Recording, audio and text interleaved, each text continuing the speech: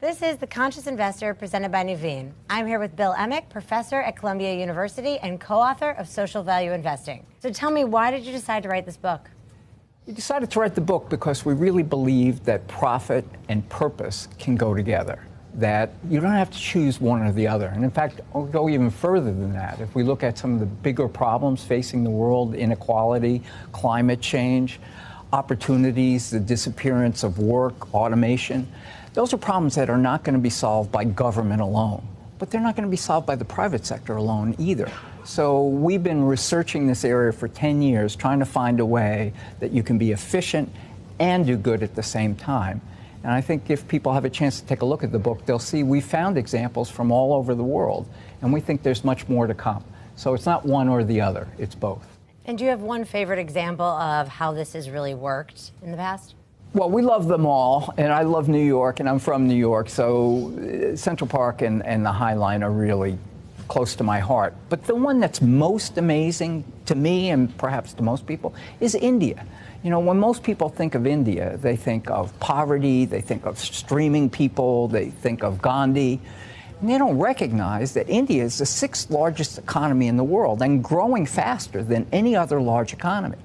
And in India, you see in the book, they've created a biometric ID system, which has not only made all their citizens, no matter where they are, eligible for government benefits, but has become a bank card, bringing banking like Citibank to people in the most rural sectors of India.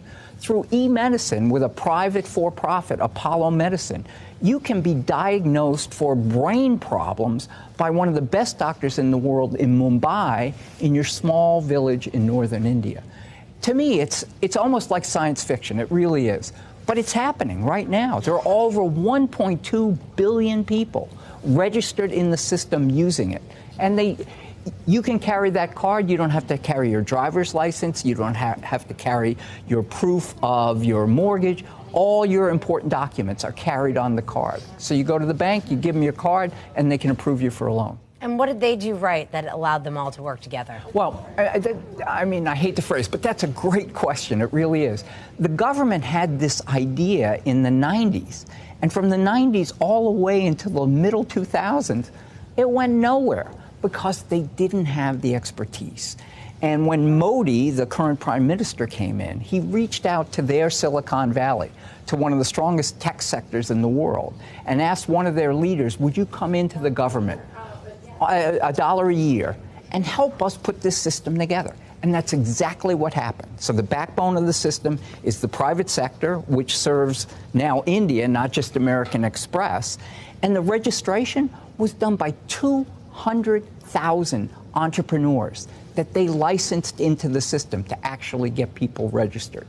So it was local, international, government, private, and community all working together. And it's not done. There's miles to go. But the banking sector is probably going to triple in size.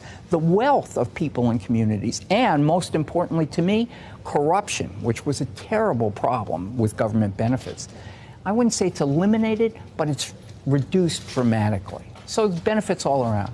And you co-wrote the book with your former student and current colleague, Howard Buffett. So why did you guys call it social value investing? So it's a long story. I'll try to make it really short. But Howard's grandfather is Warren Buffett, Berkshire Hathaway, value investing. Value investing was actually, the theory behind it comes from Columbia Business School, from Professors Graham and Todd, who wrote 2 books in the 1920s and 30s that influenced Warren, who was a student at Columbia Business School, and put the principles to work in Berkshire Hathaway.